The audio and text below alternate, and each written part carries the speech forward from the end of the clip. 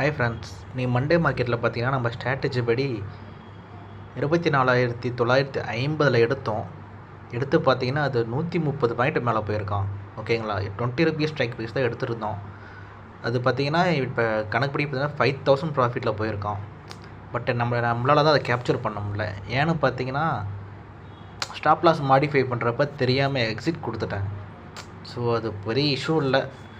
நம்மளது 1:1 இன்றைக்கி ப்ராஃபிட் தான். நம்ம யூஸ் பண்ணுற கேபிட்டலே பார்த்தீங்கன்னா 1500 1400 தான். அதுக்கு டெய்லியும் 800 to 1000 ப்ராஃபிட் வந்துட்டு தான் இருக்குது. அதனால் நோ இஷ்யூஸ். இன்றைக்கி நம்ம தொடர்ந்து 6 நாள் ப்ராஃபிட், 6 நாள் ட்ரேடில் ஒரு நாள் ஸ்டாப் லாஸ், மீதி 5 நாள் தொடர்ந்து ப்ராஃபிட்டில் தான் இருக்கும். ஒன்றும் இஷ்யூ இல்லை. நாளைக்கு பார்த்தீங்கன்னா எக்ஸ்பைரி டே. எனக்கு தெரிஞ்ச ஒரு நல்ல டவுன் ட்ரெண்ட் இருக்கும்னு நினைக்கிறேன். டவுன் ட்ரெண்ட் ஏன்னா 3 நாளாக ப்ராஃபிட்டில் தான் போயிட்டு இருக்குது, பையிங்கில் போயிட்டு இருக்குது. நாளைக்கு ஒரு சின்ன டவுன் ட்ரெண்ட் கொடுத்துட்டு தான் மார்க்கெட் ஏறுவோன்னு நினைக்கிறேன். எது வந்தாலும் நம்ம ஸ்ட்ராட்டஜி படி நமக்கு எப்பயுமே ப்ராஃபிட் தான். நாளைக்கு பார்ப்போம் ஃப்ரெண்ட்ஸ்.